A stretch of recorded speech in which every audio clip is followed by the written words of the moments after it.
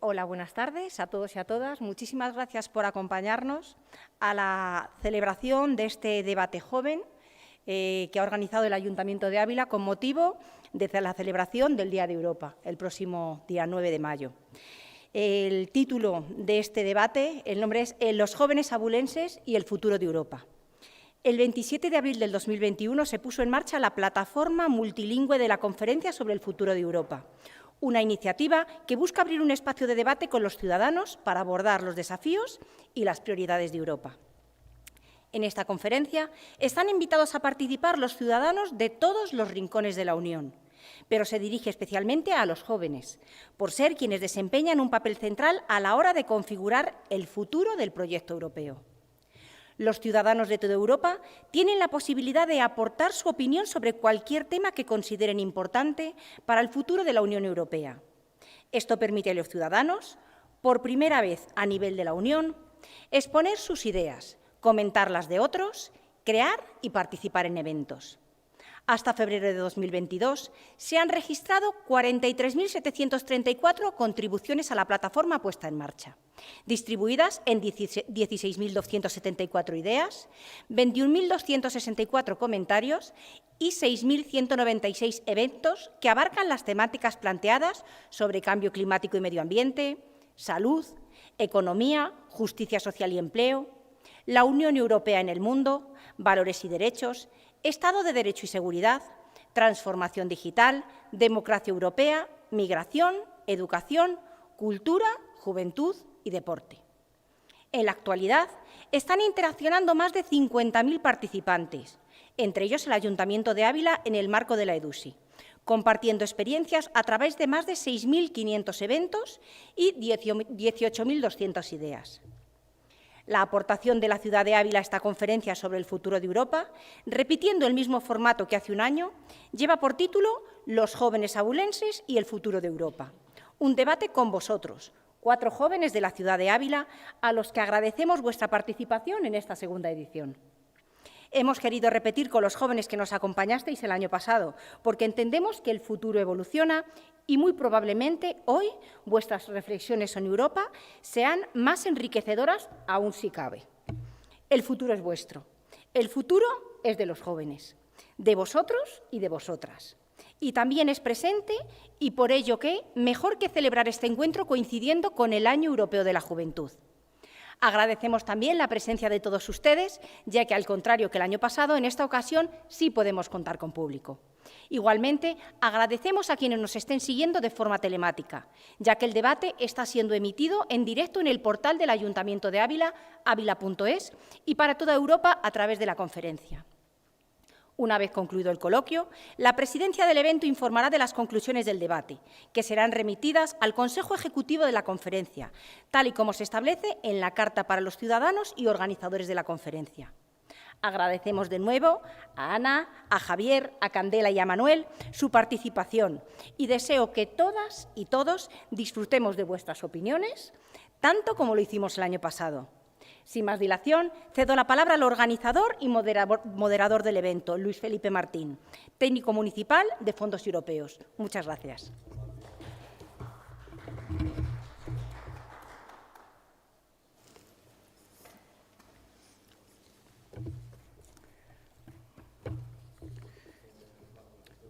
Buenas tardes. Bienvenidas a todas las personas que este año sí nos acompañáis presencialmente en este Palacio Superunda Caproti de la ciudad de Ávila para la celebración de este encuentro. Bienvenidos y bienvenidas a todas aquellas que nos seguís de forma telemática a través de la plataforma de la conferencia sobre el futuro de Europa y el portal web avila.es. Hello Europe, welcome to this event from the city of Ávila, Spain. Bonjour Europe. Bienvenue se transmite del Blues de la Ville Ávila, España. Por segundo año consecutivo, el Ayuntamiento de Ávila, en el marco del programa europeo FEDER de la Estrategia de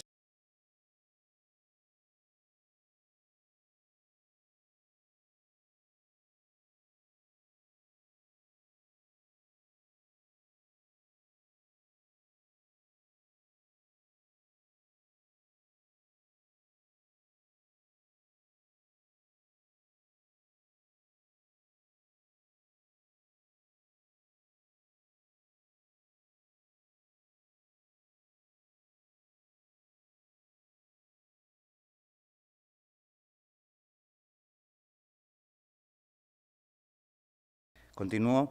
Por segundo año consecutivo, el Ayuntamiento de Ávila, en el marco del Programa Europeo FEDER de la Estrategia de Desarrollo Urbano Sostenible e Integrado de Ávila, EDUSI, nos sumamos a la conferencia sobre el futuro de Europa mediante la celebración de este evento que lleva por título Los jóvenes abulenses y el futuro de Europa. Durante la próxima hora, 4 jóvenes que han crecido y viven en Ávila abordarán desde su punto de vista cuáles son sus inquietudes, ideas, valores, mediante diversas temáticas que de forma transversal tratarán de despejar algunas conclusiones sobre cómo ven los jóvenes el futuro de Europa y tal y como dice el eslogan de la conferencia y al que hoy os invitamos a que participéis a través de las redes sociales, The future is yours. El futuro es tuyo. Antes de comenzar este coloquio, hay que señalar que todos los organizadores y participantes en este evento han suscrito la Carta para los ciudadanos y organizadores que participan en la conferencia sobre el futuro de Europa. Asimismo, la Presidencia enviará el correspondiente informe de conclusiones de este debate al Consejo Ejecutivo de la conferencia. El pasado año, bajo el mismo título y con los mismos participantes que hoy nos acompañan, pudimos clarificar la amplia variedad de opiniones que los jóvenes pueden aportar al conjunto de la sociedad. 2022 es el Año Europeo de la Juventud, una declaración de intenciones que va mucho más allá que una mera conmemoración. Buen ejemplo de ello fue el evento que celebramos hace justo un año, en el mismo sitio y bajo el mismo formato. Muy probablemente comprobaremos a continuación que la inquietud de la juventud es inabarcable. Seguramente hoy salgan de aquí nuevos puntos de vista, reflexiones, ideas. Para comprobarlo, invito a todas las personas que nos están viendo a que tomen buena nota de las conclusiones del evento del pasado año y que ahora les voy a resumir para que, finalizado el encuentro de hoy, concluyan ustedes mismos que el futuro es suyo. Estos 4 jóvenes que nos acompañan, Ana, Javier, Candela y Manuel, concluyeron que, siendo conscientes de que la situación sanitaria sobrevenida era poco previsible, consideraron que el sistema sanitario no estuvo preparado para la llegada de la COVID-19. También consideraron que el desempleo juvenil era un importante problema, entendiéndolo como estructural, precario y con grandes dificultades para solucionarlo. Además, destacaron que son la generación más preparada y golpeada para acceder al mercado de trabajo. La mayoría de ellos reivindicaron que cualquier tipo de prácticas laborales debieran ser remuneradas, incluidas las vinculadas a las administraciones públicas. Compartieron el destacado sentimiento de los españoles de pertenencia a la Unión Europea. Analizaron en el debate de la libertad de las patentes de las vacunas, atendiendo a un modelo de Europa solidaria, siendo muy conscientes de que la COVID-19 es un problema global. Aunque de forma generalizada concluyeron que Europa no estaba gestionando mal la vacunación, una de las participantes destacó que no se coordinó correctamente para todos los países, además de haber dejado a los jóvenes para el final, cuando son quienes más tenían que aportar para la recuperación económica. En un debate muy enriquecedor y abierto, destacaron no contar con toda la información necesaria, criticando a los medios de comunicación y a la política sobre la gestión de toda la pandemia, impidiendo, en cierto modo, tener un juicio de valor objetivo. Al hilo de las vacunas, resaltaron de forma unánime que la Unión Europea suspendía en I+D, desarrollo tecnológico, científico y digital, y que para la potencia que conforma se estaba quedando atrás, aun contando con jóvenes muy formados y preparados. Un participante puso en valor la rigurosidad de los medios de comunicación tradicionales frente a la nueva información que pueden provenir de otras fuentes como las redes sociales, poniendo en cuestión el uso sobre la comunicación que estamos haciendo la ciudadanía en general. Otra participante destacó que las fake news parten de la política y los medios de comunicación y las redes sociales se hacen eco de ello, confundiendo continuamente a los ciudadanos. Asimismo, consideró que el debate de poner límites había que llevarlo a cabo. Los otros participantes señalaron que ante algo tan grave como la pandemia de la COVID-19 se habían presenciado datos muy dispares, de forma continuada y en tiempo real, en función del medio de comunicación escogido, afirmando que se trata de una manipulación en la que se está engañando al ciudadano para dirigirle a una confusión continua. De manera generalizada, indicaron que los nuevos fondos europeos son positivos para la recuperación económica, pero matizaron que las ayudas alcancen verdaderamente a los sectores o materias que verdaderamente más los necesitan. También concluyeron que conocen qué es un proyecto europeo, pero desconocen los detalles de estos. Finalmente, quisieron dejar constancia en el encuentro de la importancia que tiene para Europa la PAC y la España vaciada, destacar la implicación de los jóvenes en Europa y, concluyendo, no somos el futuro, somos el presente. Al hilo, la importancia de eventos de este tipo y poder dar voz a los jóvenes sobre sus inquietudes, destacando que no todas las personas tienen la oportunidad de ser escuchadas, que Europa debe abordar de una vez por todas el asunto del empleo de las personas con discapacidad. Estas fueron las conclusiones remitidas a la conferencia sobre el futuro de Europa, sobre el encuentro que mantuvimos el pasado año. Y bueno, tras finalizar entiendo que sacaremos otras conclusiones sobre lo que aquí se debata y ya pues paso directamente a acercarme a nuestros jóvenes abulenses que a los que estuvieron el año pasado ya los conocerán. Ellos son Ana García, Javier, Candela y Manuel. Ana tiene 26 años, es pedagoga y orientadora escolar. Javier es graduado en Ciencias de la Actividad Física y del Deporte. Candela es graduada en Educación Social. Y Manuel es graduado en Ciencias Políticas y de la Administración. Muchas gracias por haber aceptado esta invitación un año más a todos y todas.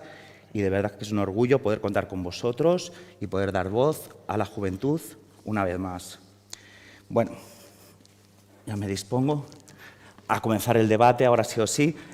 Vamos a hacer lo mismo que en el pasado año. Vamos a guiarnos por las encuestas, por el último Eurobarómetro, ¿vale? Y para introducir las distintas temáticas de actualidad, para que podáis aportar vuestras ideas y, bueno, las podéis llevar donde queráis. Esto es una orientación, ya sabéis, y luego, pues, podéis salir por donde más os apetezca y que debatir es bueno y por supuesto, la libertad absoluta.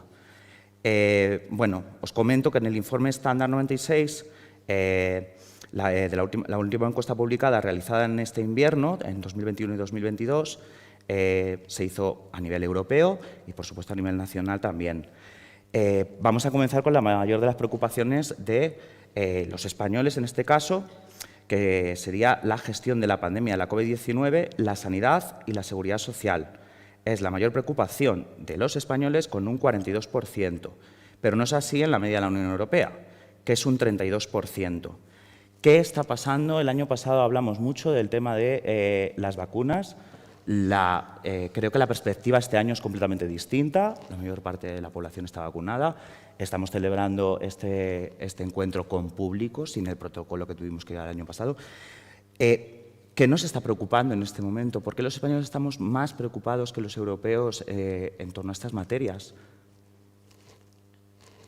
Bueno, si me permitís comenzar. Sí, claro. Yo creo que, para empezar, España es un país que vivió la pandemia de una forma inicialmente más dura y mediáticamente también se dio mucho más bombo también a nivel mundial porque obviamente fuimos uno de los primeros países en Europa en contar con casos junto con Italia y yo creo que eso, unido al uso mediático que se hizo de la pandemia al principio, ha calado mucho teniendo en cuenta la cantidad de muertos y de gente que ha sufrido pérdidas. Yo creo que a España, ya de por sí, sin contar otros aspectos sociales que también estoy seguro de que los hay, ha calado más a nivel social el hecho de poder avanzar hacia otros horizontes en este nivel. Esa es mi opinión general. Bueno, yo creo que España está en pronóstico estable, pero dentro de la gravedad, es decir, todavía nos queda mucho por recuperar. De hecho, creo que nos encontramos inmersos en otra ola y estamos intentando gestionar, ¿no? Es verdad que la última vez reclamábamos las vacunas, que además recuerdo perfectamente que todos estábamos como sin vacunar y estábamos pensando, ¿cuándo nos tocará, no? Y tenemos suerte, estamos vacunados. De hecho, ahora el debate es si deberíamos tener una cuarta vacuna o no. O sea que estamos bien, ¿no? Pero yo creo que seguimos teniendo mucho miedo. Es verdad que contamos con un sistema sanitario bastante bueno, pero nos hemos dado cuenta de que quizá no es el mejor. Entonces, yo creo que la factura que está pasando todo esto es que no sabemos muy bien si seríamos capaces de aguantar otra ola fuerte. Y yo creo que de ahí el miedo, esa preocupación y sobre todo porque yo pienso a nivel personal que creo que no hemos salido mentalmente del COVID, ¿no? O sea, que nos está dejando muchas secuelas psicológicas, ya no tanto de la enfermedad, sino en el momento vivido. Entonces, entiendo perfectamente que sea una de las principales preocupaciones. Es más, sería extraño que no lo fuera, ¿no? Y que nos relajásemos. Bueno, yo quizá en esta cuestión pienso que la pandemia puede haber puesto de manifiesto ciertas carencias que en materia sanitaria ha habido en nuestro país, y ahora quizá se queda en la memoria de los ciudadanos esas posibles cuestiones, ¿no? Entonces, bueno, como todavía la cuestión es reciente y ha sido una cosa de tanto calado, bueno, ese efecto histórico que ha tenido la pandemia puede habernos marcado de momento para los próximos años, y puede que sea una cuestión en la que se ponga mucho el objetivo, no sin razón. Yo creo que puede ir un poco por ahí la cuestión en este tema. Sí, yo creo que éramos un país que presumíamos mucho del sistema sanitario que teníamos, y con razón, y nos hemos dado cuenta de que quizás teníamos algunos problemas, como es, por ejemplo, la salud mental que comentabas, que hemos visto que, comparado con el resto de Europa, estamos muy atrás en cuanto al tema de salud mental, que deberíamos de subir bastante la ratio tanto de psiquiatras como de psicólogos, porque estamos muy atrasados y no llegamos en ese tema. Entonces, deberíamos de actualizarnos, y eso a lo mejor nos ha dolido bastante. Yo creo que es una de las consecuencias más graves que ha dejado el COVID. Es decir, sentirnos solos, esa soledad que sintió mucha gente, sentirnos apartados, o simplemente estar enfermos, saber que había alguien al otro lado de la puerta y que nadie nos sujetaba la mano, ¿no? Yo creo que ha sido una de las partes más duras de la pandemia. Sí, es otra pandemia, al final, una pandemia silenciosa que estamos sufriendo, sobre todo los jóvenes. Se está viendo mucho en los jóvenes que es una pandemia silenciosa. ¿Estamos aportando los recursos suficientes para solucionar esto que planteáis? Yo creo que no. ¿No? Falta mucho, como dice Candela. Necesitamos más profesionales, de hecho, yo creo que lo primero que necesitamos no son profesionales, sino ser conscientes de que la salud mental es igual de importante que la salud física. Sí. Y yo creo que no somos conscientes de ello. Entonces, habría que pensar un poquito sobre esto e inculcarlo a la sociedad. No pasa nada por decir estoy triste, no pasa nada por decir me siento solo. Al revés, ¿no? Dime que te sientes solo y yo te acompaño. Y luego entra en juego esos profesionales de los que hablaba Candela. En el campo sanitario, especialmente en el de la salud mental, en perspectiva comparada, teniéndonos a los datos en marco europeo, parece que España tiene menos inversión, tiene menos recursos en este sentido. O sea que si viéramos el sistema en su globalidad, yo no me atrevería a decir si hay menos dotación de recursos. Pero yo creo que en el campo de la salud mental sí que creo que está demostrado con cifras de que España tiene una asignatura pendiente, y esta crisis lo ha puesto de manifiesto, y yo creo que ya está sobre la agenda de los legisladores, de los actores públicos, trabajar para mejorar este aspecto. Quizás, bueno, a veces que surjan debilidades para saber dónde está fallando el sistema y así poder mejorarlo, ¿no? Porque nunca es tarde, y la Administración siempre está actualizándose, y quizás esos son unos deberes que nos ha dejado este periodo histórico. Vale, así un poco rápido, porque en otra edición hablamos mucho sobre el tema sanitario.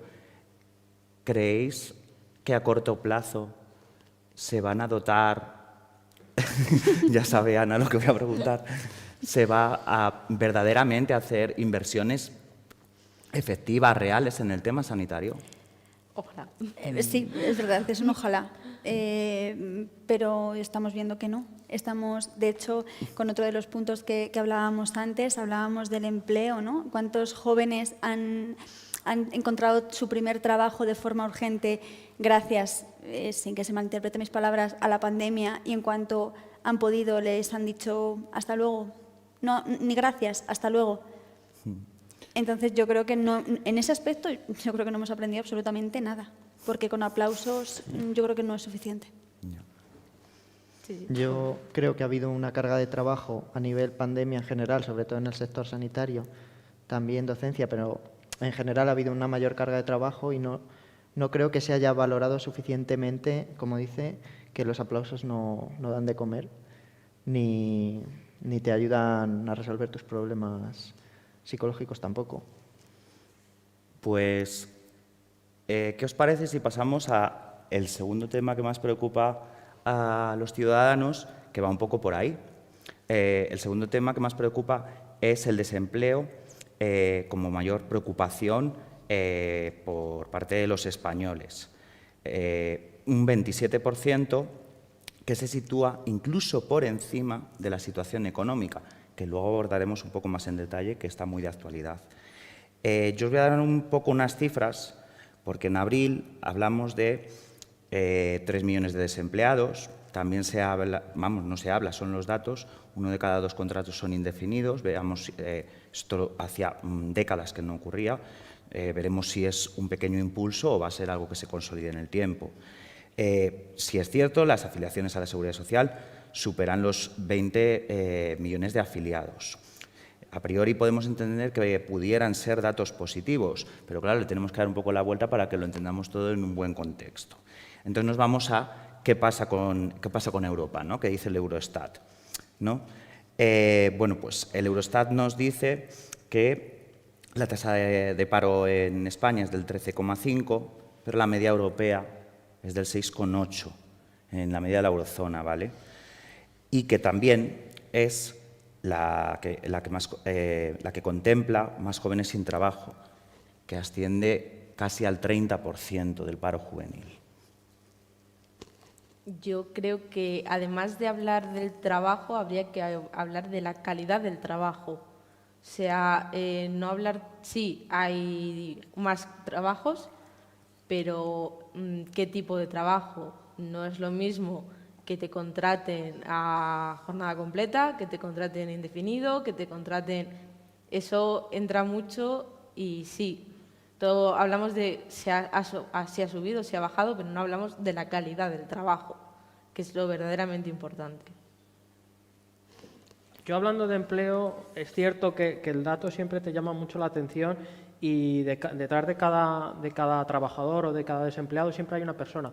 Pero creo que en una perspectiva más amplia, ensanchando la visión de la cuestión, creo que debemos ver el empleo como el resultado de una determinada serie de políticas, ¿no? Al final, las políticas económicas, una de las variables con las que las podemos medir es con su eficiencia a la hora de hacer que una población trabaje allá donde quiere y esos trabajos ofrezcan calidad de vida a las personas, ¿no? Entonces, yo más que en los datos concretos pondría en qué significan esos datos.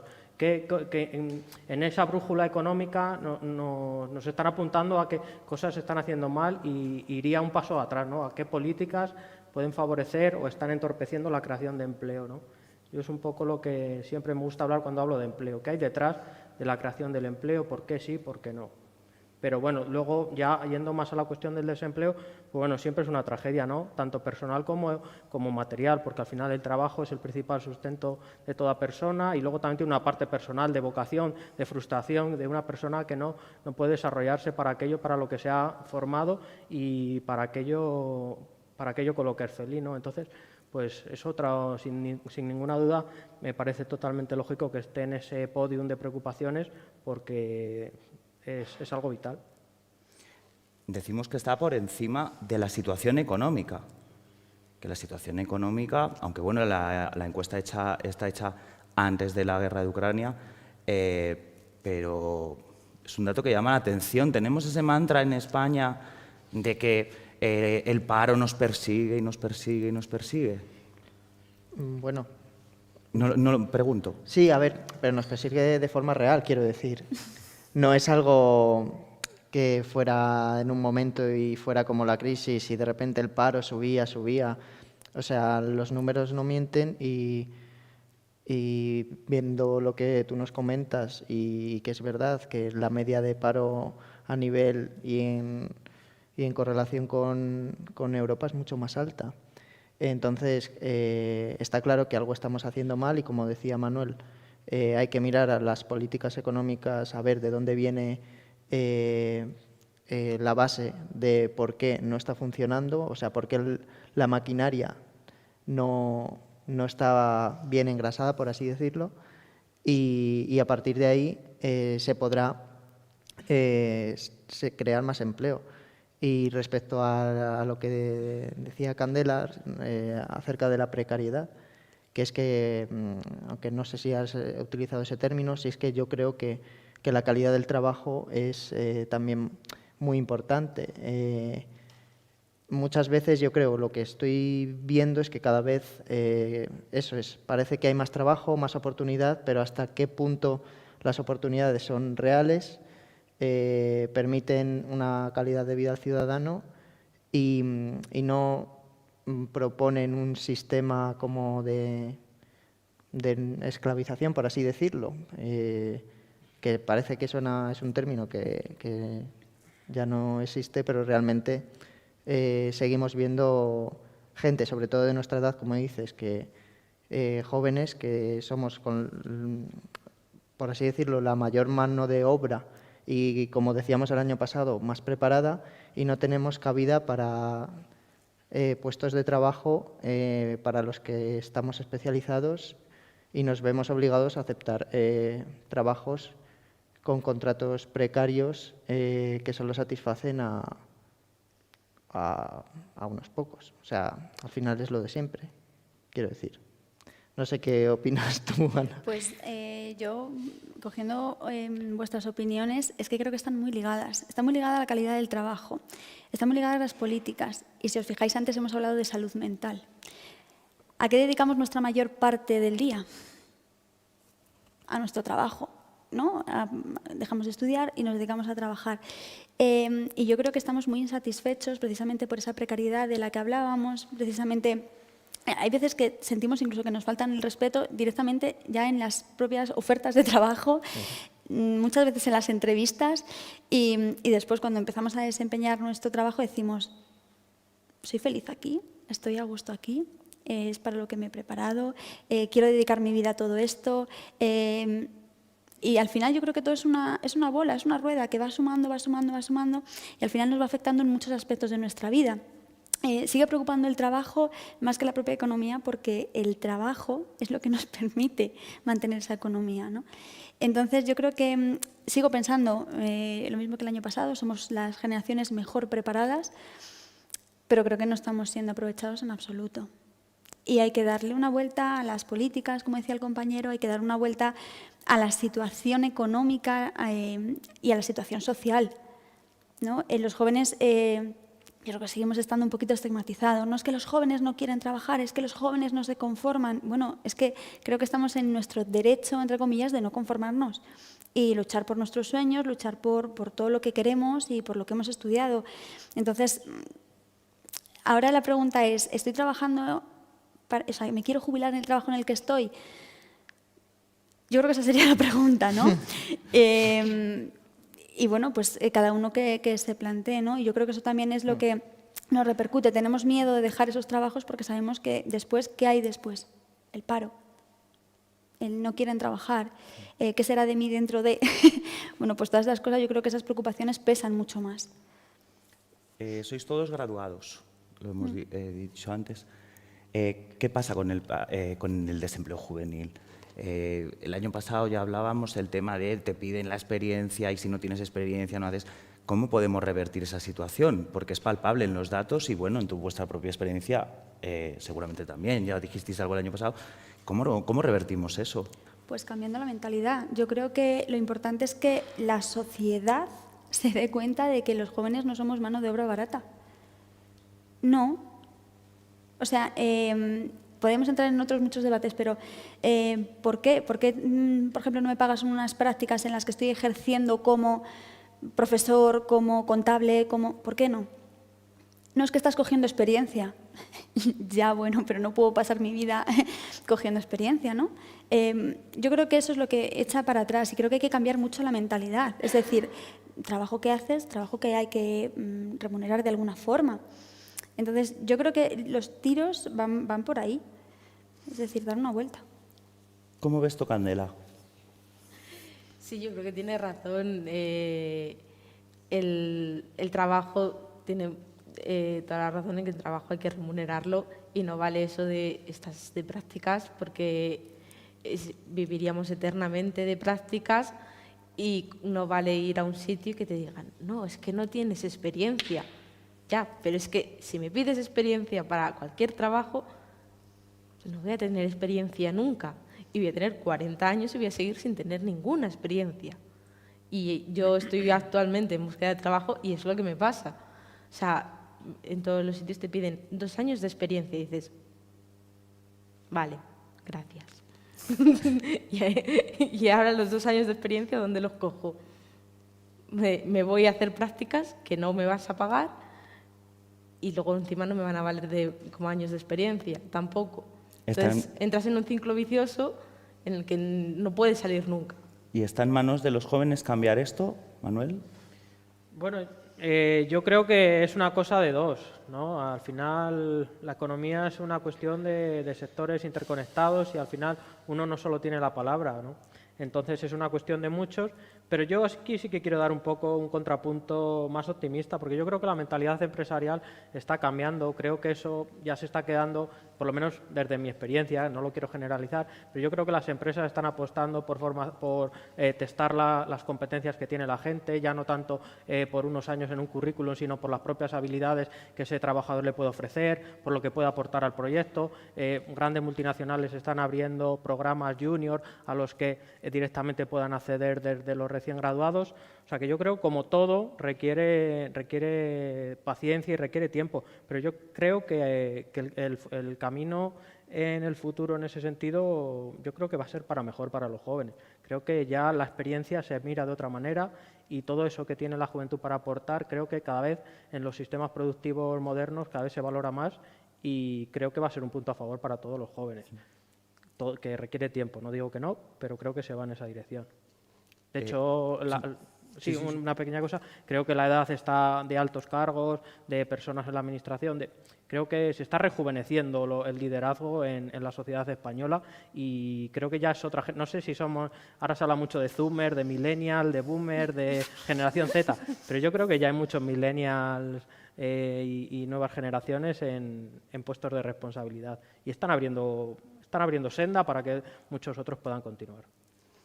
Javier, ¿piensas poco a poco? Parece que se empieza a abrir Yo un poco. sí concuerdo un poco con él en este sentido de que de alguna manera está habiendo un cambio en el mundo empresarial también y a nivel social. Se ve como dentro que eso, hay más responsabilidad por parte de gente joven. Si te pones a hablar de generaciones, como hablaba de él, pues sí se ve como que los millennials pues van entrando un poco más y luego pues se iniciará un proceso que yo creo que va a seguir si no se corta.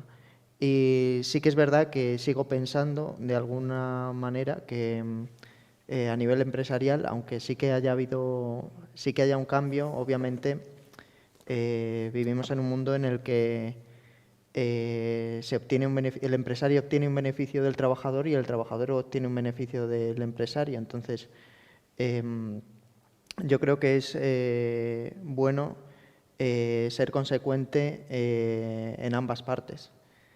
Suena muy idílico, pero en muchos casos no se respeta de alguna manera ese tipo de acuerdo, que realmente el acuerdo económico y el acuerdo empresarial es un acuerdo en el que ambas partes se deberían beneficiar y ambas partes deberían tener una calidad de vida acorde con el trabajo que se está realizando y no de otra forma.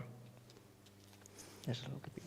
Bueno, en materia laboral y económica, luego vamos a entrar muy en detalle con el tema económico, pero antes de tocarlo, porque vamos a ir paso a paso y lo vais a entender por qué, el siguiente tema de debate era inevitable, había que ponerlo encima de la mesa, y es el tema de la invasión de Ucrania. ¿Vale? Son 73 días de guerra en Europa, 3.300 civiles muertos, según Naciones Unidas. Creo que sobran las palabras sobre todo lo que vemos en los medios de comunicación, el baile de cifras y el horror que se está viviendo en este país, que es vecino y frontera de la Unión Europea. Y bueno, en este aspecto a mí me gustaría que lo abordarais desde todos los puntos de vista que queráis y, bueno, sobre todo, la respuesta europea a nivel internacional, el liderazgo europeo. Hemos visto fotos, imágenes, la mayoría de los presidentes europeos, incluida la presidencia de la Unión Europea, se han trasladado allí a ver la situación. Hemos visto mensajes en muchísimos parlamentos europeos, incluido el propio Parlamento Europeo. Y, bueno, la situación es la que es. Podéis opinar sobre lo que queráis. Es devastadora. Es increíble que a fecha de hoy, en 2022, estemos viviendo esto. Yo es que tengo una particular forma de ver las cosas. Yo creo que los mensajes no sirven de nada que pongamos en la tele todos con Ucrania. No sirve ¿de qué sirve? Si después estamos viendo imágenes de mamás dando a luz a niños en sótanos sin tener las medidas necesarias, muchísimos niños habrán fallecido en los partos porque no tienen los medios ni las ayudas suficientes. Ver familias rotas auténticamente. Mamás que mandan a sus niños en un tren, sin más, sin saber probablemente si les van a volver a ver. Yo creo que eso, es que no se puede permitir. Y yo no entro mucho en estas políticas, pero creo que es que todo el mundo se debería de levantar y hacer algo más que decir todos con Ucrania. Sí, yo creo que Europa ha hecho bastante poco. Creo que cuando terminó la Segunda Guerra Mundial, Europa se creó con un fin exactamente contra esto y se está quedando muy atrás en todo este tema porque el fin europeo era todos unirse contra que volviese a pasar estas cosas y está volviendo a pasar y estamos todos poniendo lacitos azules y amarillos y volvemos a lo de la pandemia, dar aplausos no vale, poner lacitos no vale. Es que yo entiendo que eso es política, pero ¿dónde queda la parte humana? O sea, por Dios, la parte humana. Sí.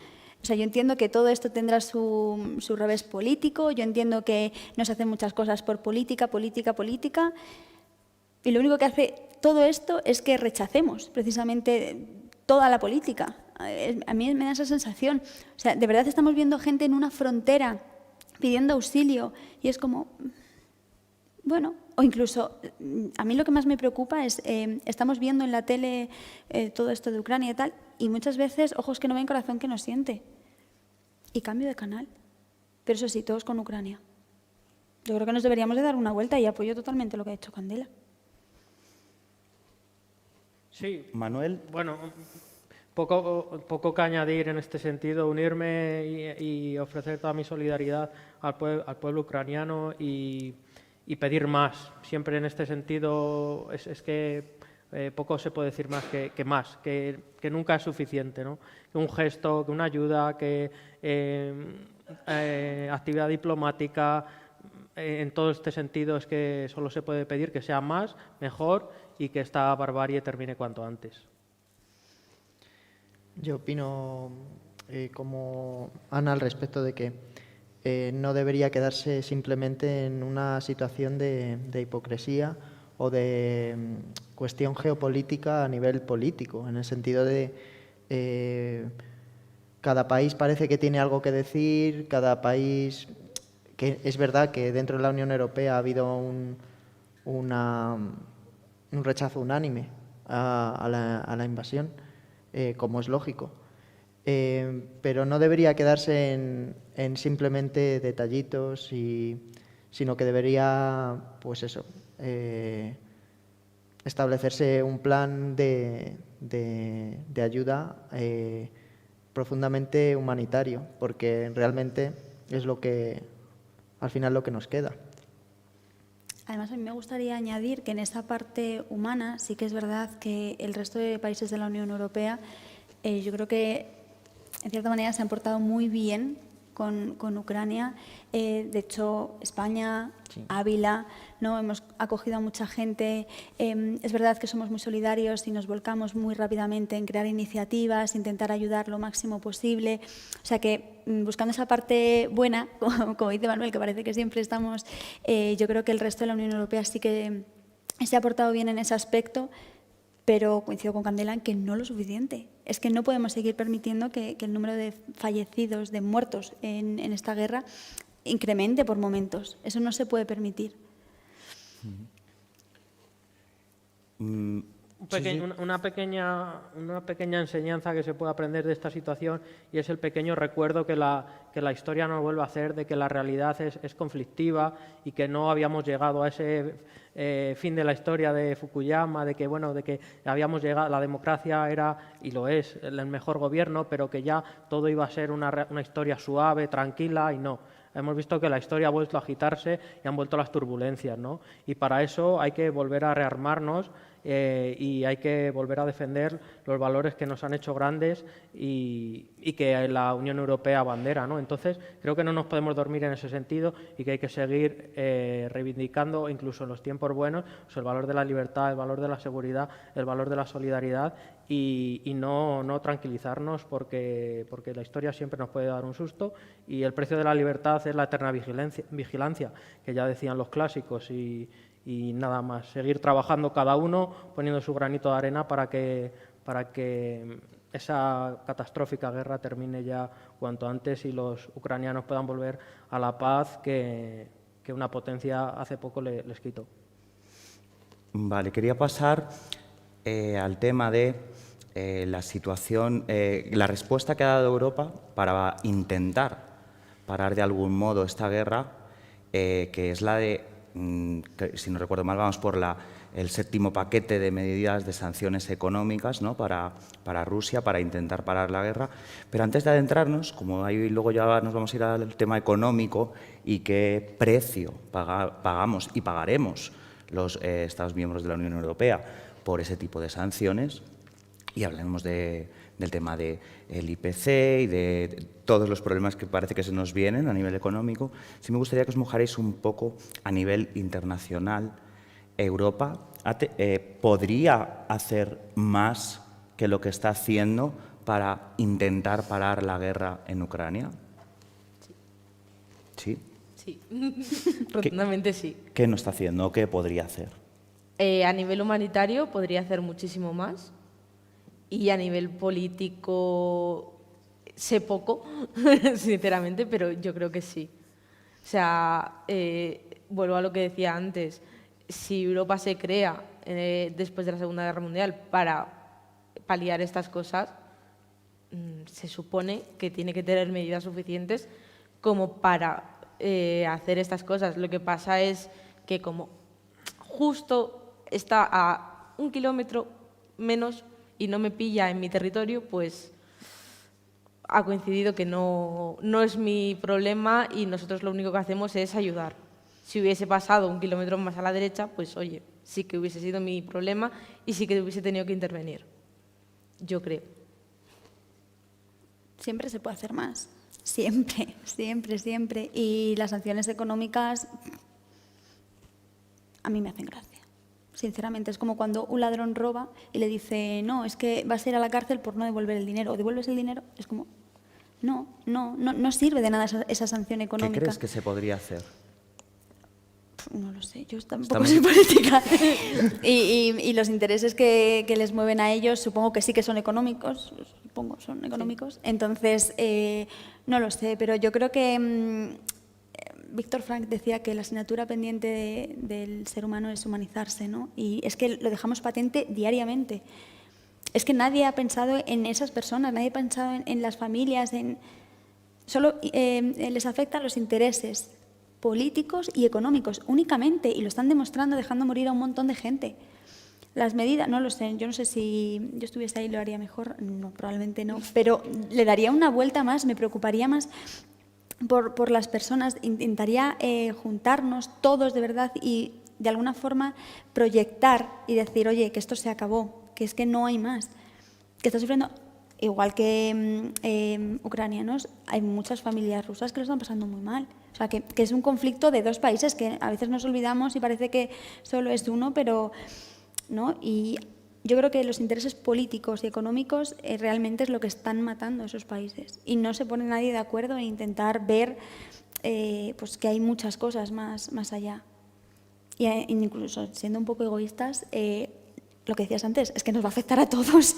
Vamos a pensar también en todos. Si nos ponemos a ser egoístas, nos vamos a ver afectados todos, ¿no? Pues... Yo creo que es una situación extremadamente compleja a nivel político y geopolítico, de la cual no tengo realmente mucha idea, pero si pensamos en la historia, bueno, se supone que la Guerra Fría terminó en cierto momento, ¿no? Y que ya no iba a haber nada más por el estilo. Y yo creo que hay ciertas cosas que probablemente ciudadanos de a pie, como yo en este caso, no sepamos y que, como dice Ana, solo atañen a un determinado tipo de intereses en los que la población en sí no está considerada.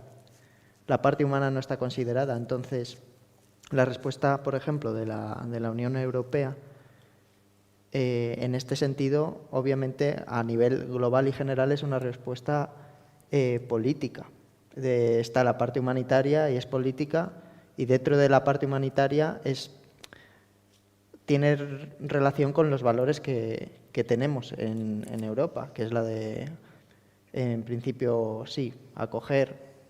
En este caso, hablamos de personas ucranianas, europeas, con las que tenemos una relación quizá más directa y que no es el mismo caso para otro tipo de personas que puedan venir de otros lugares que no tengan tanta relación directa con Ucrania, por no hablar de razas o colores de piel o demás, que tampoco...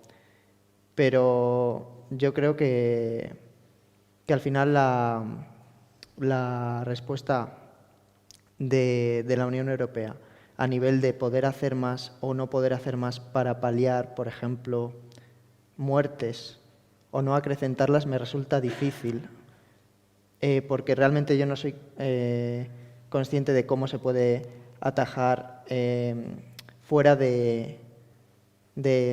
través de medidas económicas.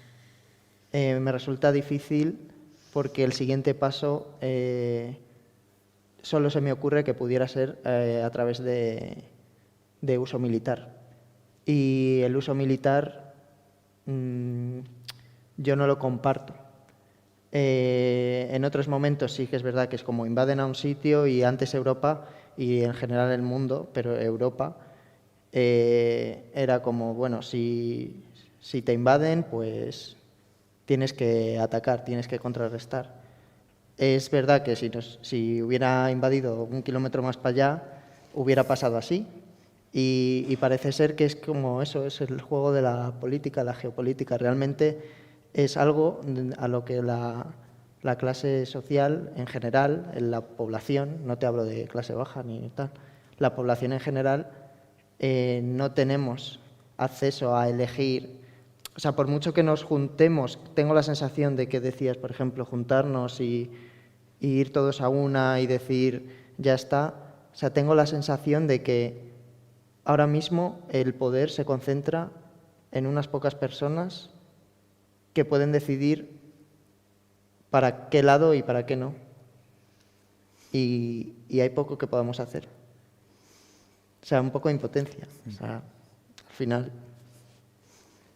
Manuel algo de política sabe, por lo menos de haberla estudiado. Sí. ¿Crees, Manuel, que esos entresijos que nos cuesta comprender al ciudadano de a pie de por qué es tan complicado que la capacidad internacional o, por ejemplo, la capacidad de Estados Unidos o de la Unión Europea no puedan frenar de algún modo esa guerra, que a todos ojos es injusta? ¿Qué nos puedes aportar para que entendamos un poco? ofrecer un poco análisis sobre histórico y actual de un poco de de las coordenadas que marcan la situación, ¿no? Entonces, para poder ayudar a entender un poco por qué a lo mejor no se interviene de esa manera, por qué está sucediendo como está sucediendo. Yo destacaría varias cosas. La primera es la decadencia de Estados Unidos como el gran gendarme de la seguridad mundial, ¿no? Estados Unidos desde hace unos años ha hecho un repliegue sobre sí mismo, ha mirado hacia dentro de sus fronteras y ha abandonado ese papel de árbitro que desde el final de la Segunda Guerra Mundial había venido ocupando y evitaba, ¿no? Arbitraba, controlaba que se pudieran cometer ciertos actos como estos, ¿no? Y no le costaba nada poner a su ejército a disposición de una causa como puede ser de la OTAN, que es un dispositivo que se crea para garantizar la seguridad, ¿no? En un determinado contexto de Guerra Fría. Yo creo que es una razón, ¿no? Es el repliegue de Estados Unidos, ha decidido por razones domésticas abandonar ese liderazgo que es costoso, o sea, en ocasiones en vidas de soldados americanos, en economía, liderazgo, o sea que bueno, a veces Estados Unidos siempre es el malo de la película en muchos sitios, pero bueno, hay que reconocer que ha liderado el mundo libre y ha dado muchas vidas y mucho dinero y muchos recursos norteamericanos, ¿no? Entonces es una cuestión. La segunda cuestión es las armas nucleares. Estamos hablando de un conflicto entre países que poseen armas nucleares y yo creo que es un miedo que existe en los analistas y en los diplomáticos en el que pueda avanzar una escalada nuclear, ¿no? Y en tercer lugar, también los civiles, ¿no? Al final actúan como agentes de cambio dentro de este conflicto y hay que ser muy respetuoso porque están en juego la vida de muchos civiles y por eso es tan complejo. Con estas 3 o 4 pinceladas habría más, ¿no? Luego hay muchos intereses económicos, el tema de la energía, ¿no? Como hasta qué punto puedes cortar una energía en un continente como el europeo que es tan dependiente de recursos energéticos. Entonces, todas estas cosas están en la ecuación, ¿no? Y según se gradúen cada una y se tengan en cuenta y se ordenen, pues se tomará una decisión u otra. Pero bueno, yo he intentado un poco con esto contextualizar por qué está la situación así y nada más, solo pedir eso, lo que ya he dicho, ¿no? Solidaridad y que cada uno desde la institución, desde la ciudadanía crítica, desde las organizaciones no gubernamentales, desde la ONU, desde las instituciones, el seguir remando, porque alguna solución habrá que darla y cuanto antes mejor. Desde luego nos solidarizamos sin ninguna duda y bueno, seguiremos aprendiendo, viendo el horror, pero bueno, aprendiendo y a ver si algún día podemos entender claramente por qué ocurren estas cosas y qué nos depara, porque esto no deja de ser el futuro, vamos, es el presente y va a ser el futuro más inmediato en las próximas semanas. Esperamos que sea lo más corto posible, pero las cosas están como están. Al hilo de Ucrania, de meter el tema de Ucrania, vamos con esa respuesta que está dando otras potencias, pero en este caso la Unión Europea. Decía yo, no sé, es el 7º paquete de medidas, de sanciones económicas a Rusia y esto va a tener una repercusión, ya la está teniendo, una repercusión directa sobre nuestras economías. En los últimos tiempos, esta es la tercera preocupación de los españoles, la situación económica. En muchos países es la segunda, ¿vale? Pero aquí concentramos bastantes cosas. Concentramos la subida de precios, la inflación, sabéis cómo está, el coste de la vida. Bueno, la preocupación en Europa asciende al 41% y bueno, en la situación española cae hasta el 27%, ¿vale? 41 frente al 27 y bueno, pues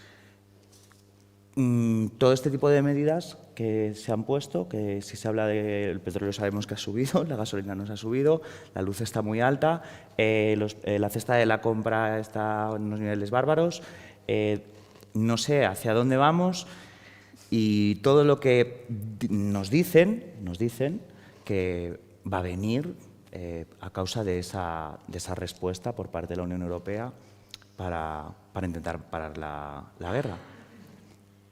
Es que yo creo que es una guerra de todos. Yo ya lo he dicho antes, es que todos estamos implicados en esa guerra. Es decir, antes el compañero decía, mueren muchos civiles, sí, porque al final es como lo que nos presentan es Rusia contra Ucrania, Ucrania contra Rusia, ¿no? Pero es que es una guerra en la que estamos todos, porque lo estamos viendo ahora, nos va a repercutir económicamente, entre otras muchas cosas. Ya lo hemos visto. O sea, de hecho, por ejemplo, en la gasolina, que todo el mundo nos quejamos por el precio de la gasolina, es que solo es el comienzo. La cesta de la compra, al final son cosas muy básicas para nosotros que nos vamos dando cuenta de que va subiendo mucho el precio de todo, pero, por ejemplo, hilando con otros temas de los que hemos visto, el empleo, los salarios se mantienen, incluso algunos se tambalean, incluso bajan, pero el nivel de vida sube muchísimo. Entonces, vamos a estar en otra crisis probablemente. Y, de hecho, ya no es solamente la crisis de esta guerra, sino también la crisis que nos dejó el COVID o que nos está dejando. Entonces, se nos están juntando demasiadas cosas que yo creo que es el principal temor que tenemos todos, ¿no? Decíamos antes, el paro. Es que, ¿cómo mantenemos todo si nos quedamos sin trabajo o si nuestro trabajo no es de calidad o no está bien remunerado? Al final son muchas cosas las que vamos sumando y nuestra vida depende de nuestra economía y eso es así. El dinero no da felicidad, pero nos mantiene vivos en muchos aspectos. ¿Cómo veis los demás la situación económica? Bueno, ¿Dónde estamos y qué nos espera? yo creo que se han juntado varias variables y es que Europa y en general el mundo después de la pandemia se encontraba en una situación de inflación que ya no se veía venir, sino que realmente tenía cierta inflación y se ha visto agravada por toda esta situación. Entonces estamos yo creo, en una situación que no tenía precedentes desde hace mucho tiempo, si es que no la ha habido, ¿sabes? Entonces hay que tener en cuenta que esta situación se va a mantener en el tiempo y que la inestabilidad política y económica, política en este caso, tampoco ayuda a la económica. Y lo que me parece siempre, y vuelvo a reiterar lo dicho de antes, es injusto, que normalmente este tipo de cambios a nivel económico, como decía Ana, sube la cesta de la compra, sube el gasoil, sube todo, obviamente que repercuten a la población de manera general. Da igual si tienes menos o más dinero. Yo creo que hay que ser consciente y a nivel de política yo sí que diría que hay que tener mucho más cuidado con cómo le puede afectar a las familias que tienen menos que a cómo le puede afectar a las familias que tienen más. Y sobre todo regular eso, que no haya una descompensación tan grande entre una inflación tan brutal con unos salarios que a lo mejor no suben lo suficiente. Yo creo que es importante paliar eso si queremos tener una estabilidad y luego volver a bajar esa inflación de una manera prolongada y que no suponga a nivel general una crisis en la que mucha gente se va a ver muy perjudicada.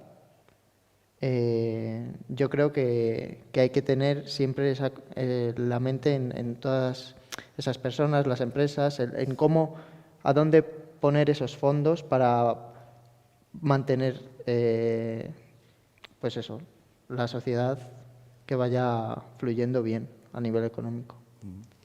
Yo creo que lo que hay que hacer es, necesitamos que la sociedad esté estable para poder tener una economía más fluida. Y el problema es que no tenemos una sociedad estable. Tenemos crisis, tenemos COVID, tenemos guerras, tenemos millones de cosas que al final hacen que la sociedad se tambalee y sea imposible tener una sociedad estable para tener una economía estable también. Entonces, al final todo eso hace que sea imposible y al final lo que conseguimos es una desigualdad increíble y que haya esa desigualdad se lleve a unas familias con un montón de dinero y unas familias que te están pidiendo en la puerta de Cáritas. Y eso es lo que no se puede permitir. ¿Cómo lo revertimos?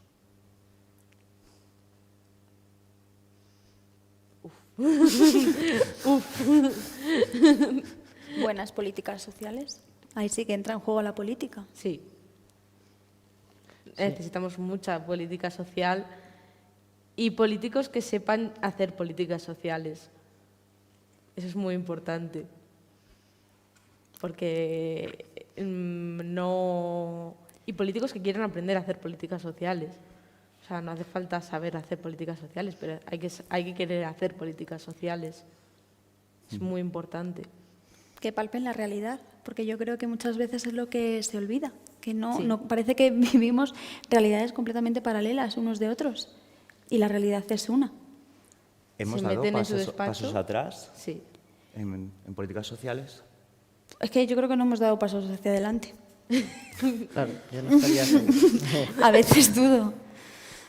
Yo creo que es verdad que sí se han dado, a ver, tampoco voy a ser tan tremendista, sí que se han dado pasos hacia adelante, pero cuando estás viendo, llevas muchos años viendo que no son los suficientes. En algunos temas sí y en otros no. Claro, Hay en temas que sí que se han dado pasos hacia adelante, como en igualdad, por ejemplo, sí que se han dado pasos hacia adelante, pero en temas de igualdad en empleo y esas cosas no se han dado pasos hacia adelante. Manuel, Sí. ¿cómo ves el futuro económico tú?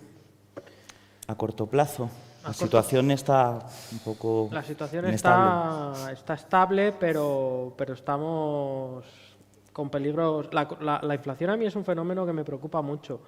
Luego, la falta de crecimiento de ciertos países de la Unión Europea, como es el nuestro, como es España, ¿no? Luego la cuestión también de que la gente que se quede atrás en esta crisis, que lo apuntábamos, ¿no?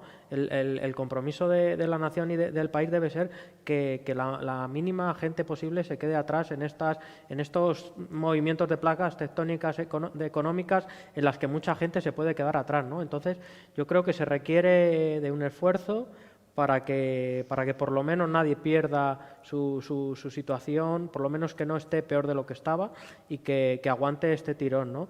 Y luego, pues lo de siempre, el enfermo necesita tratamiento, necesita medicinas, la economía, pues igual, necesita un tratamiento para poder mejorar y se pueden tomar políticas económicas buenas y se pueden tomar políticas económicas malas.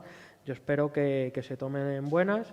Tenemos buenos ejemplos en la Unión Europea de países que están haciendo la cosa bien en este sentido y espero que se copien o que se consulte con ellos y se puedan hacer reformas para seguir superando esta crisis. Las crisis no se superan solas, o sea, hay que tomar decisiones y ponerse al frente de ellas. Históricamente nos ha pasado con la crisis del petróleo, la crisis del boom inmobiliario, la crisis del COVID, o sea, para eso está la política, para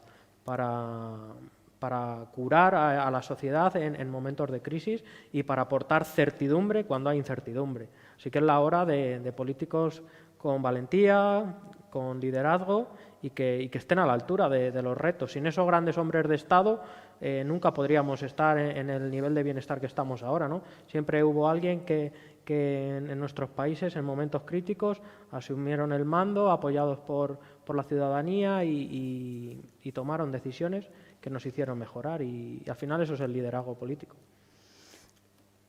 Hablando de economía, un poco para cerrar voy a ir a lo que fui el año pasado y suspendimos y ha quedado reflejado en el informe. Y en este caso, bueno, ya sabéis, estamos celebrando este evento no solo en el marco de la conferencia sobre el futuro de Europa y aportando una idea más de todas las que se están plasmando en toda la Unión y en los próximos días se cerrará para emitir ya las conclusiones y que efectivamente los políticos europeos trabajen sobre todo lo que se plasme en el marco de la conferencia, sino que también un poquito más a nivel doméstico. Sabéis que lo hacemos en el marco de la Estrategia de Desarrollo Urbano Sostenible Integrado de Ávila, la EDUSI, de ahí todo esto. Y hablábamos el año pasado, justo el mismo día, el 6 de mayo de hace un año, hablábamos de aquellos fondos que iban a venir de la Unión Europea, esos famosos 70.000 millones de euros. Hablamos sobre si considerabais o pensáis que eso podría ayudar. Bueno, ya es una realidad. Os puedo dar datos municipales. Por ejemplo, desde el Ayuntamiento ya hemos gestionado a la fecha más de 25 millones de euros en ayudas, de los cuales ya son efectivos unos 5 millones más o menos de euros, es decir, dinero que ya está prácticamente preparado para empezar a andar en numerosísimas políticas, y algunos proyectos ya se están empezando a ejecutar. ¿Cómo veis esto de los programas europeos, digamos, de los fondos europeos? Quedó claro que los detalles de los programas no llegábamos, los que gestionamos estos programas, a que los ciudadanos de a pie entendáis el detalle de cada uno de los programas, pero bueno, se está palpando, se está notando. ¿Pensáis como el año pasado que puede ser bueno para revertir toda la situación económica de la COVID, y ahora sí le sumamos la situación de la que acabamos de hablar? ¿Lo conocéis? ¿Habéis visto algo? Sí, ya, bueno, hablamos el año pasado acerca de ello y sí que es verdad que a mí me parece que todo fondo bien utilizado, como diría yo, en plan, como decía Manuel, el dinero se puede utilizar bien o se puede utilizar mal. Entonces, yo creo que es necesario, pues eso, que si hay dinero para emplear en que se mejoren situaciones, sobre todo, pues eso, a nivel social, a nivel que pueda mejorar la calidad de vida de una ciudad o de un territorio en general, pues cuanto más bien usado, repito, mejor.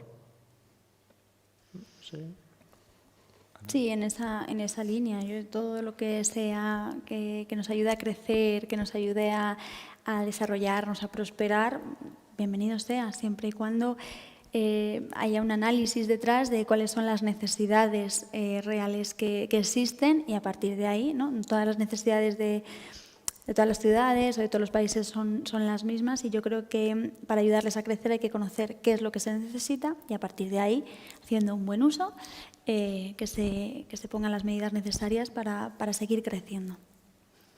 Sí, al final todo buen proyecto necesita un análisis de la realidad efectivo, y si no se hace no vale para nada un proyecto. Entonces hay que hacer un análisis de la realidad exhaustivo, y siempre que se haga, todo dinero que se invierta, yo creo que Ávila necesita inversión y viene bien.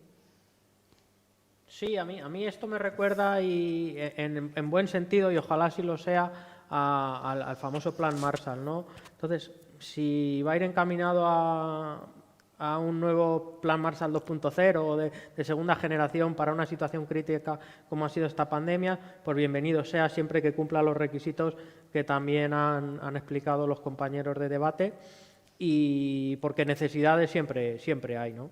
Siempre hay necesidades a las que recurrir, y bueno, creo que aquí en Ávila somos un ejemplo claro de necesidades palpables, o de Castilla y León, incluso de España como nación, ¿no? Entonces, las cosas bien utilizadas, como ya se ha dicho, pues siempre pueden ser un mecanismo para mejorar, y esperemos que así lo sea. El tiempo nos dará la razón cuando las instituciones pertinentes y la ciudadanía realicen la evaluación de si se han cumplido esos objetivos, y esperemos que la evaluación sea positiva en ese sentido, y dentro de muchos años podamos acordarnos de esos fondos europeos, del bien que hicieron a la sociedad europea, a la española y por ende a nuestra realidad más cercana.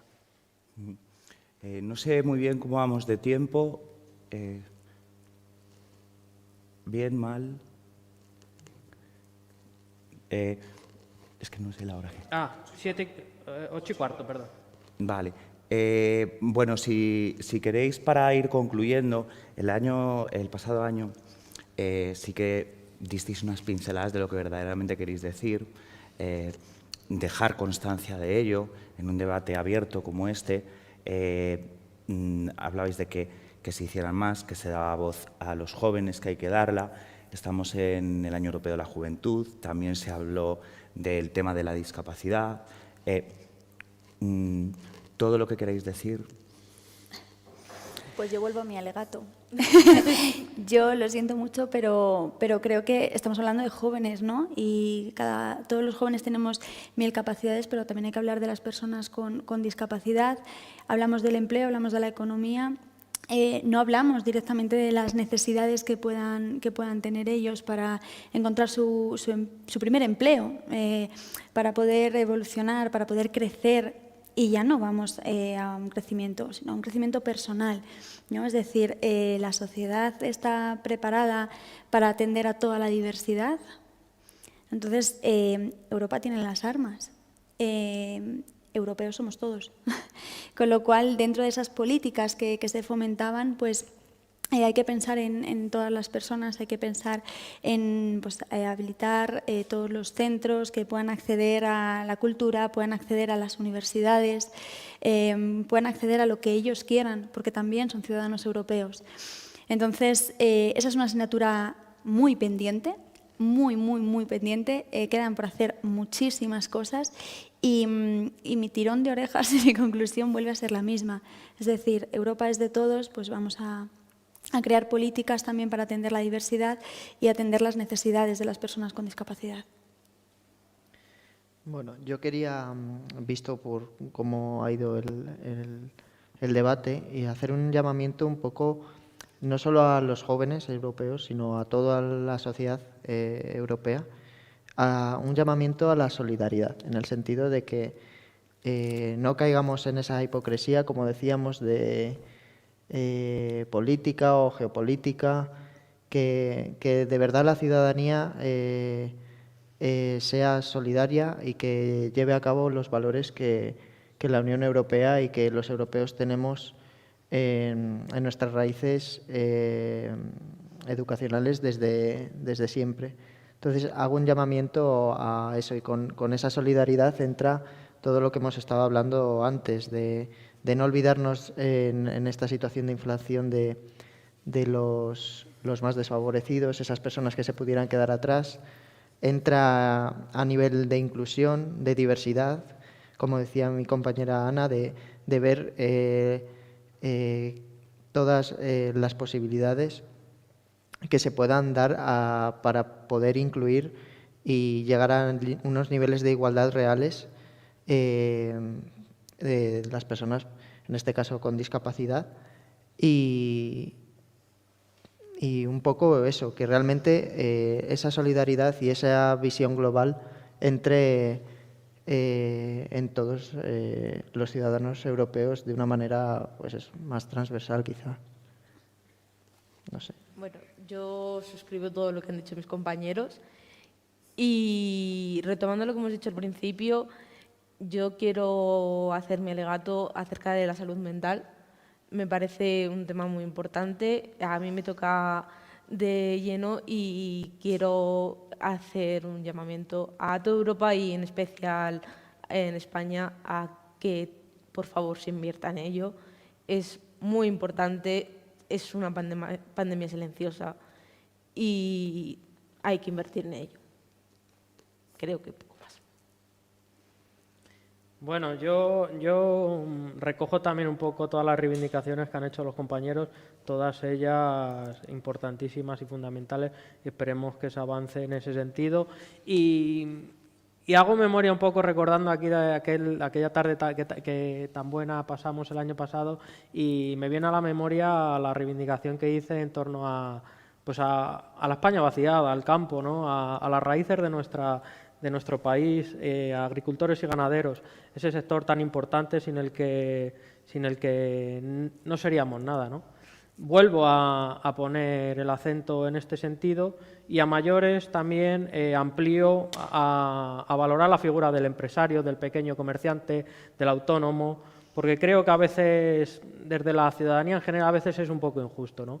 Creo que, y desde las propias instituciones, creo que cumplen muchas medidas, creo que hacen grandes esfuerzos por mantener la economía a flote y, bueno, pues eso, comprensión con el emprendimiento, comprensión con el empresario y nada más que eso, que se mejoren las medidas para que los emprendedores puedan avanzar y que tengan menos trabas burocráticas y de todo tipo en ese sentido, porque al final la economía es la economía estúpidos que decían, al final es que es un requisito sin el que ninguna de las demás ruedas puede girar. Así que, bueno, a favorecer la mejora económica y el tejido empresarial español. Bueno, pues yo poco más tengo que decir que agradeceros enormemente el que hayáis participado en este segundo debate, en el último, dentro de la conferencia sobre el futuro de Europa, que se cierra en unos días, como ya he dicho antes, y bueno, agradecer mucho al público que ha venido, que este año ha podido venir de manera presencial, y a toda la gente, a todos los ciudadanos que nos están viendo en la conferencia sobre el futuro de Europa, en avila.es. Y nada, que como habíamos dicho anteriormente, sacaríamos otras conclusiones, otras reflexiones, otras ideas, porque el futuro es suyo y, bueno, pues a reflexionar y muchas gracias a todos por la participación. Gracias a ti. Gracias.